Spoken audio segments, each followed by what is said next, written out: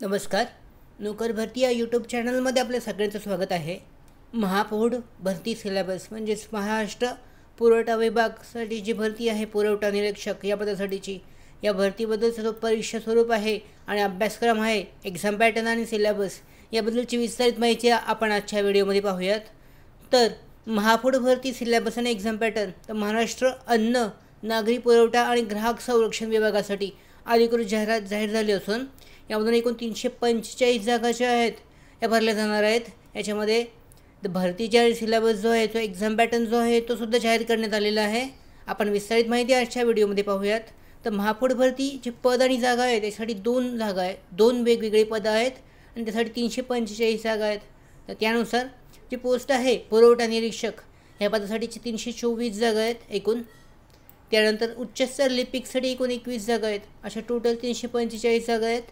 Syllabus आणि exam पॅटर्नमध्ये पाहूयात. जाहीर झालेल्यानुसार आपण मराठी विषयासाठीचं सिलेबस पाहूयात. पुरवठा निरीक्षक हे जे पद आहे अत्यंत महत्त्वाचं पद आहे फूड इन्स्पेक्टर म्हणूनसाठी. त्याच्यामध्ये पाहू शकता मराठी हा विषय आहे, इंग्रजी आहे, जनरल नॉलेज बौद्धिक चाचणी, सामान्य ज्ञान, त्याच्यानंतर जनरल इंटेलिजन्स बौद्धिक चाचणी असे विषय आहेत. याच्यामध्ये पाहू शकता मराठी सब्जेक्ट जो आहे महाफूड सप्लाय इन्स्पेक्टरसाठी पुरवठा निरीक्षकापदासाठी काळ आणि काळाचे प्रकार आहे, क्रियापद आहे, क्रियाविशेषण, नाम आहे, प्रसिद्ध पुस्तके आणि लेखक, वाक्य व त्याचे अर्थ आणि उपयोग आहे, विभक्ती आहे, विरुद्धार्थी शब्द, त्यानंतर विशेषण आहे, शब्दसंग्रह, शब्दसमूहातील एक वाक्य, शब्दांचे प्रकार, संधी व संधीचे प्रकार आणि म्हणी, समानार्थी शब्द, सर्वनाम अशा पद्धतीचा हा मराठीचा सिलेबस आहे.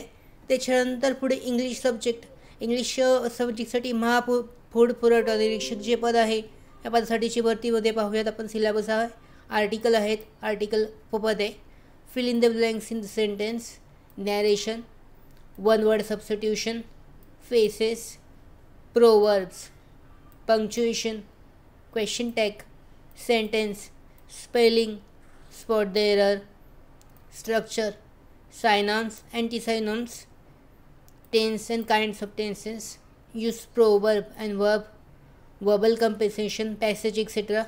त्याच्यानंतर vocabulary, use of idioms and phrases and their meaning and expressions. शेवटचा आहे व्हॉइस. याच्यानंतर पुढचा जो सिलेबस आहे general knowledge Mahafood supply inspector या पदासाठी चालू घडामोडी आहेत जागतिक तसेच भारतातील, नागरिक क्षेत्र, भारताच्या घटनेचा प्राथमिक अभ्यास, राज्य व्यवस्थापन प्रशासन, ग्रामव्यवस्थापन प्रशासन, इतिहास, आधुनिक भारताचा आणि महाराष्ट्राचा इतिहास, भूगोल, महाराष्ट्राच्या भूगोलाचे विशेष अभ्यासासह पृथ्वी जगातील विभाग, हवामान, अक्षांश, रेखांश, महाराष्ट्रातील जमिनीचे प्रकार, पर्जन्यमान, प्रमुख पिके, शहरे, नद्या, उद्योगधंदे इत्यादी. त्यानंतर पुढे आहे अर्थव्यवस्था. भारतीय अर्थव्यवस्था आहे राष्ट्रीय उत्पन्न, शेती, उद्योग आणि परकीय व्यापार, बँकिंग, लोकसंख्या, दारिद्र्य व बेरोजगारी, मुद्रा आणि राजकोषीय नीती इत्यादी, शासकीय अर्थसंकल्प, लेखा आणि लेखापरीक्षण, सामान्य ज्ञान विज्ञानमध्ये भौतिकशास्त्र आहे, रसायनशास्त्र, प्राणीशास्त्र, वनस्पतीशास्त्र आणि आरोग्यशास्त्र.